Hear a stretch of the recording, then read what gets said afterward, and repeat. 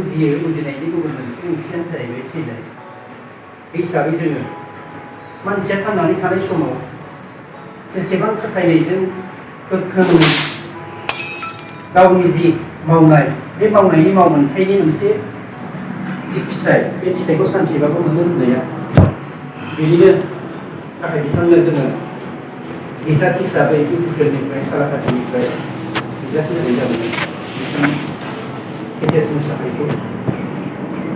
दा बिथाङा बे बोराय बैसोआव हरखाब जोंनि बे आखिलांनायाव खेबसेयैनो आङो कक्लाबारि ग्रुप आरो जों जयै मावथिबादि जानानै बिथांनि जिउ बे जाथि सोरगोआव आङो गोजोनै थाहैनो मोनो बेखौ आङो इसोरनियाव आरज गाबदों। खर' दंलाय इउपिपिएलनि जानानै कक्लाबारि ग्रुपनि जानानै इसोरनिबो जानानै इसोरनिसिम आरज गाबबाय हे इसोर बिथांखौ जाहाथे सोरगोआव आरो गोजोनै लाखियो आरो फैबाय थानाय समफोराव इउपिपिएलनि जानानै मावग्रा मावथिफोरखौ गोख्रों थुलुंगानाय होयो। बे थुलुंगानायजों जों मावनानै देरहासार फिथाइखौ मोननो हाथों, समाजाव सोलायनायखौ लाबोनो हाथों।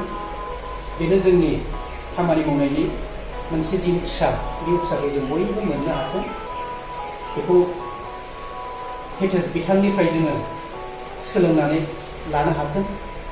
बेखौ जोङो अरायबो जाहाथे बावनो हाया बेनि थाखाय आङो बयखौबो बेबायदि खामानि मावनो हाथोंखौ हास्थायनानै आंनि सुंद' बिबुंथिखौ दुखु फोरमायनायजों लोगोसे इसोरनिसिम बिथांनि जिउमाया सोरगोआव आलो गोजोन थाहैयो बेखौ इसोरनिसिम आरज गाबनानै फोजोबबाय। गोजोन्थों।